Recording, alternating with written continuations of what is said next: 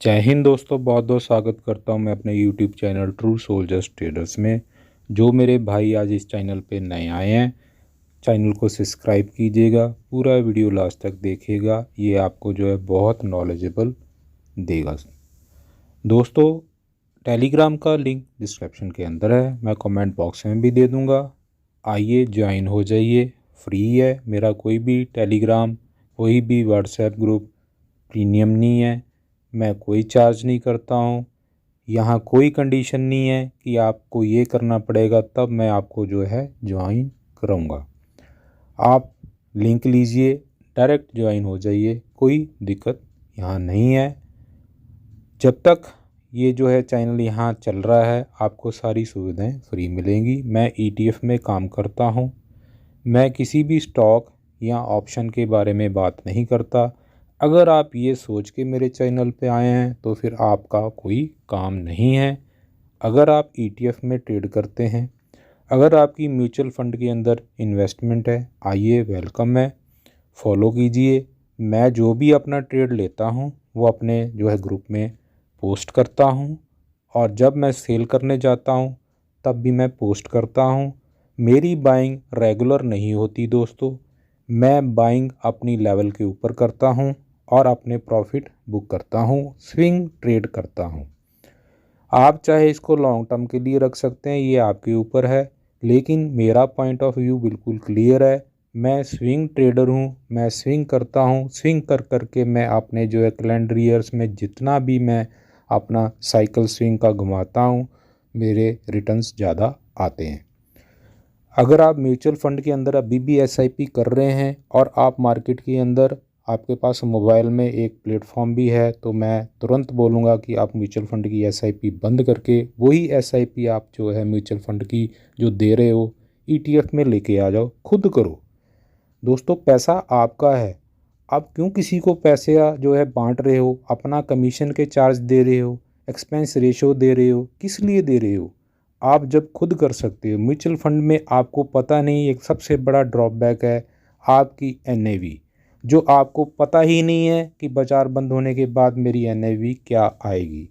सब मैनिपुलेटेड है, ये आप जानते हो, फिर भी आप जो है रुकते नहीं हो। हाँ, अगर आपके पास टाइम नहीं है, आप बाय सेल नहीं कर सकते, आपके पास स्मार्टफोन नहीं है, तो ठीक है यार, करो आप म्यूचुअल फंड।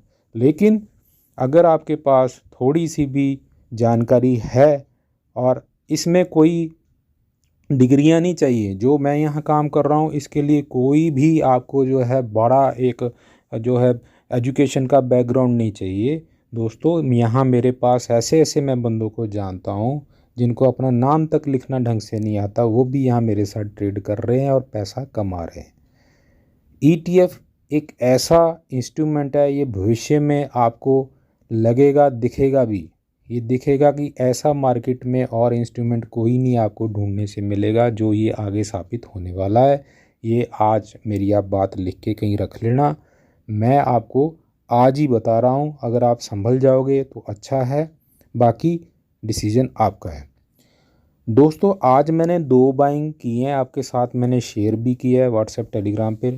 बिल्कुल लेवल्स के ऊपर बाइंग हुई है। आपको याद होगा कुछ दिन पहले हमने जो है ऑटो में मैंने बोला था, चाहे आप ऑटो 20 ले लीजिए, अगर ऑटो 20 का आपको प्राइस ज़्यादा नज़र आ रहा है तो आप जो है ऑटो आई ले सकते हैं।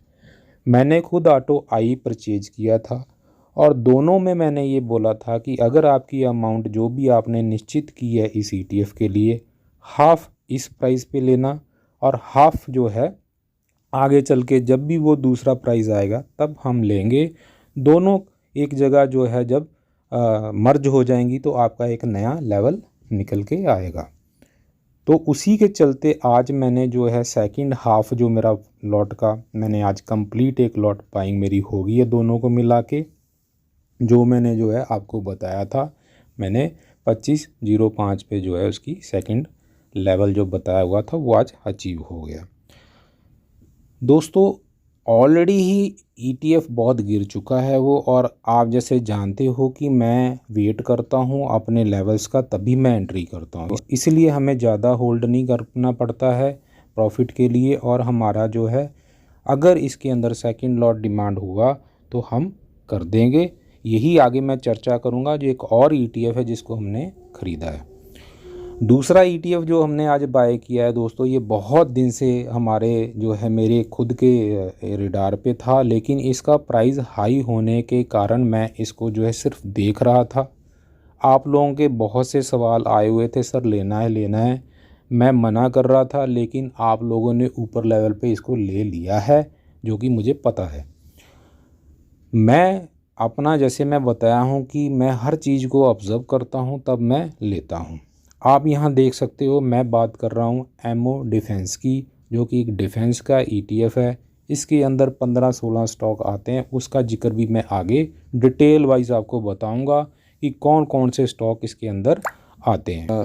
दोस्तों डाटा कुछ ज़्यादा पुराना नहीं है इसका। अगर आप देखोगे तो इसको जो है लॉन्च हुए 27 अगस्त को ये लॉन्च ETF हुआ है, बिल्कुल नया है, डाटा नहीं है। लेकिन जब ये लॉन्च हुआ था तो डिफेंस सेक्टर के पूरे ही स्टॉक बहुत ही हाई वैल्यू पे चले गए थे, इसलिए मैं इसको वॉच लिस्ट में डाला हुआ था।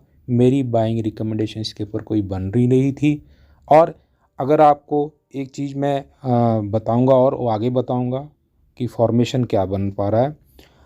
आज हमने इसके अंदर जो है अपनी एंट्री ज़रूर की है दोस्तों। अगर आप देखोगे 27 अगस्त से लेके आज तक जो मेरी इसमें एंट्री हुई है, इसका प्राइस जो है हमने लगभग 15% आप देख पा रहे हो। नीचे आप देखिए अपने हाई से, जिस दिन इसने ओपन हुआ है उस दिन के हाई से इसने जो है लो ही लो मारता आया है। और उस हाई से अगर मैं इसको कंपेयर करूं तो आज की डेट में ये जो ETF है 15.5% करेक्ट हुआ है।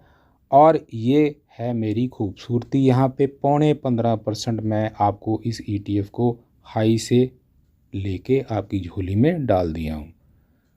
ज़्यादा यहाँ से ये गिरने वाला नहीं है। अगर ये गिर भी जाता है तो हम इसके पीछे खड़े हुए हैं। सेकंड लॉट, थर्ड लॉट रखा हुआ है इसके लिए हमने, हमारे पास फंड मैनेज है।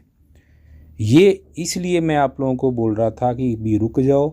क्या कारण है, मैं आपको चैनल भी दिया था बना के कि ये जो है इस चैनल के अंदर अभी चल रहा है, डाउन ट्रेंड इसका अभी ख़त्म नहीं हो रहा है।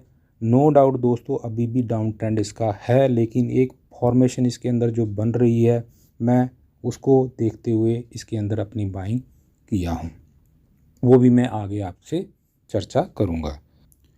अभी मैं इसको हटा देता हूँ, फिर हम उसके ऊपर बात करते हैं। तो दोस्तों जैसे कि मैंने इसको बोला कि इसके डे हाई से हमने जो इसको जो है 15.5% अपनी फ़र्स्ट बाइंग की है। हमने फ़र्स्ट बाइंग इसके अंदर अपनी कर दी है। कुछ साथियों ने इसको ऊपर लेवल पे ख़रीद लिया है। दोस्तों कुछ नहीं है, कोई घबराने की बात नहीं। जैसे मैं आपको बोलता हूँ आप ETF में अगर फ़ंड मैनेज आपने कर लिया तो कोई दिक्कत नहीं है। जब भी आपका सेकंड लॉट डिमांड करेगा मार्केट एमओ डिफेंस, आपने आंख बंद करके सेकंड लॉट ऐड कर लेना है। ये मेरे से पूछने की ज़रूरत नहीं है। अगर आपके पोर्टफोलियो में कोई भी XYZ ETF आ जाता है, प्राइस सेट कर लियो और उसके ऊपर 5% देख लो कि कहाँ आ रहा है। मेरा अगर सेकंड लॉट डिमांड कर रहा है तो मैं ऐड कर दूंगा, जिस तरह की मैं कई ETF में अभी की मार्केट में मैंने सेकंड लॉट ऐड किए हैं। ये आप भली भांति जानते हो। अब मैं थोड़ा इसके ऊपर चार्ट के ऊपर, पैटर्न के ऊपर भी बात करूंगा। ज़्यादा डाटा ना होने के कारण ये छोटा सा ही चार्ट है और इसको बढ़िया सा आप जो है पकड़ पा लोगे।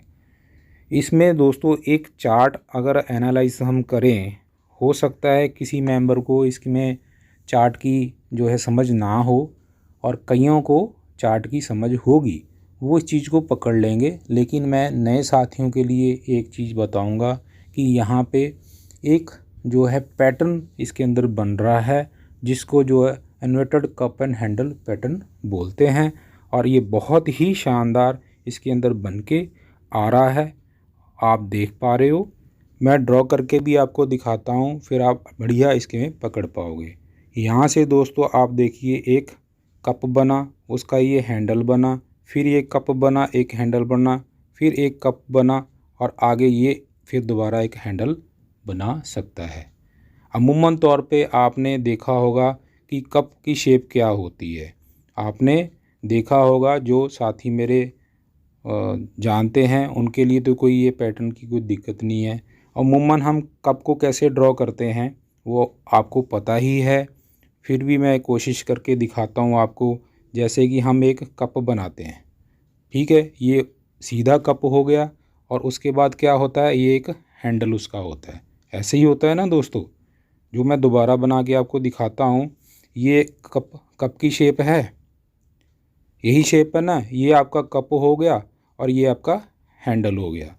तो जब ये सीधा कप एंड हैंडल है, जब ये उल्टा कप एंड हैंडल चार्ट के ऊपर बनता है, ये आपको देख पा रहे हो, ये जो इसके ऊपर आप देख पा रहे हो उसी की मैं आपको बता रहा हूँ, जो कि इन्वर्टेड जो है कप एंड हैंडल इसके ऊपर एक बन पा रहा है, जो कि अभी भी एक डाउन ट्रेंड शो कर रहा है दोस्तों। नो डाउट हो सकता है इससे नीचे भी ये आ जाए, लेकिन इसी में भी एक रिकवरी भी आ सकती है, और उस रिकवरी को भी हम प्ले करेंगे।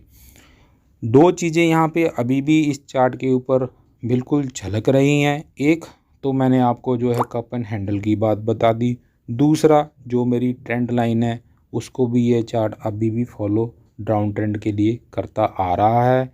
इसके अंदर कोई ऐसा अभी संकेत नहीं आया है कि इसने ब्रेकआउट दिया है। आज की अगर बात करोगे तो आज भी इसने जो है तोड़ने की कोशिश ज़रूर की है, लेकिन क्लोजिंग नहीं आई है। हालांकि जब तक इसके ऊपर क्लोजिंग मैं नहीं देख लेता तब तक मुझे नहीं लगेगा कि इसके अंदर जो है कोई भी अप ट्रेंड की जगह नज़र आए। तो हमें इसके अंदर अभी हम तो हैं ईटीएफ के काम करने वाले, हम तो ईटीएफ में काम करने वाले हैं। हमें चाहिए भाई हमारा लॉट लगना चाहिए और डिसिप्लिन के हिसाब से लगता हुआ जाना चाहिए। तो हमने ऑलरेडी इसको दोस्तों 15% नीचे आज अपनी इन्वेस्टमेंट की है, और यहाँ से ये 10% भी नीचे अगर चला जाता है तो हमें कोई दिक्कत नहीं है, क्योंकि हमने इसके लिए 3 लॉट का अपना फंड रखा हुआ है। तो ये था मेरा इसके ऊपर व्यू जो मैं आपको बताना चाह रहा था। और जल्दी मैं आपको जो है एक इसका व्यू दे देता हूँ कि कौन कौन सी कंपनियाँ इसमें हिस्सेदारी है इस ईटीएफ के अंदर। तो चलते हैं डिटेल के ऊपर। दोस्तों मैं आ गया हूँ अभी इसके जो है डिटेल के ऊपर। आप देख पा रहे होगे Motilal Oswal Nifty India defence ETF ये नाम है इसका, और इसके अंदर जो है 16 कंपनियां 16 स्टॉक जो है इसके अंदर कवर होते हैं, जिसमें से जो है 5 का वेटेज जो है 71% के आसपास है, और 10 तक आते आते ये जो है 92.5 92% ये हिस्सेदारी उसके अंदर ले लेता है।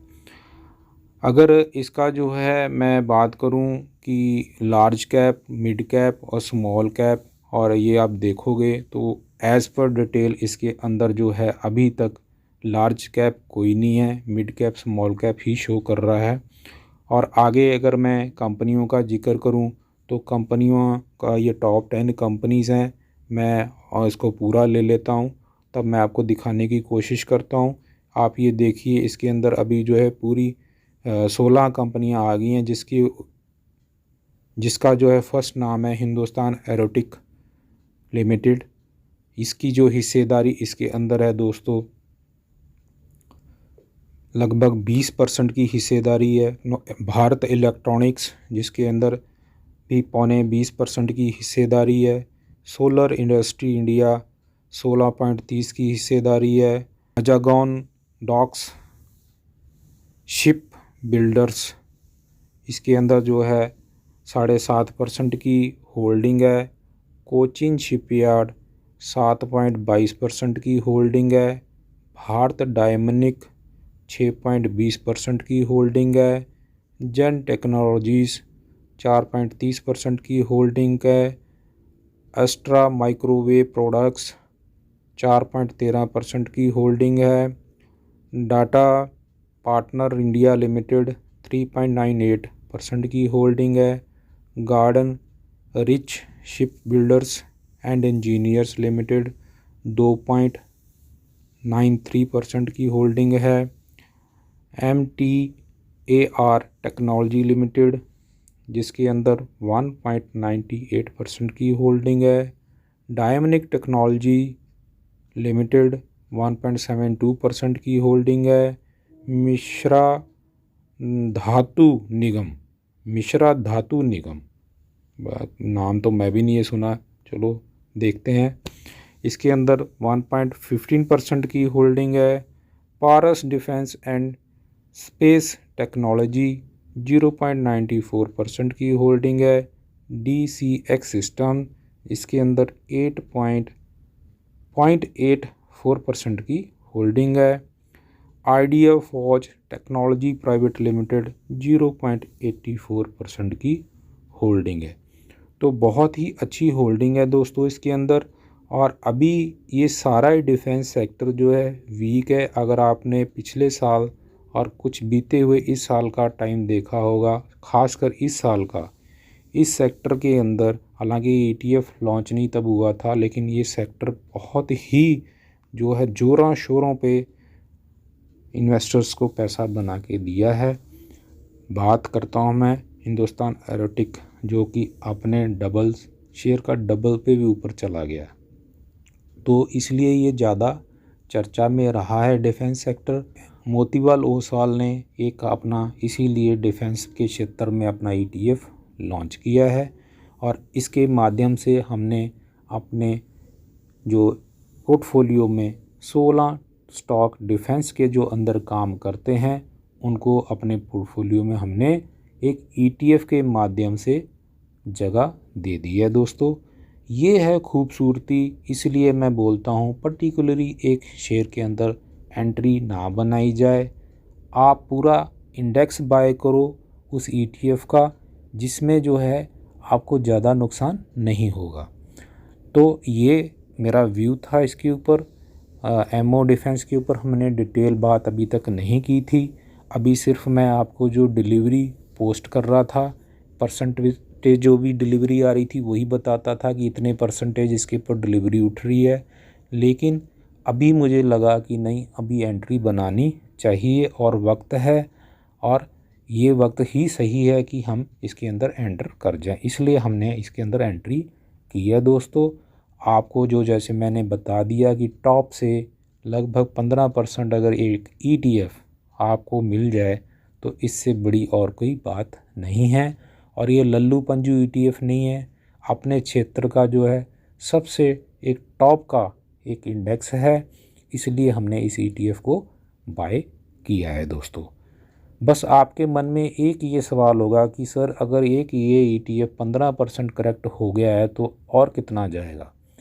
तो दोस्तों और कितना जाएगा मतलब यही है कि हमारा जो मेन मार्केट है, हमारा इंडेक्स जो निफ्टी है, सेंसेक्स है, ये कितना नीचे जाएगा उसके ऊपर डिपेंड करता है। अगर हमारी एक अभी ये मानना है कि हम आगे ही जाएंगे, हमारी मार्केट और आगे ऊंचाइयां छुएगी, तो ये इनके बिना कहाँ है भाई। अगर small cap, large cap, mid cap अगर रन करेंगे तभी तो ही हो जाएगा ना निफ्टी और सेंसेक्स आगे।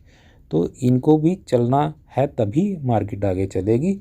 और ये मत समझो कि कोई एक पर्टिकुलरली एक वक्त तक एक सेक्टर परफॉर्म नहीं करता है। ये मैं आपकी बात से बिल्कुल एग्री करता हूँ।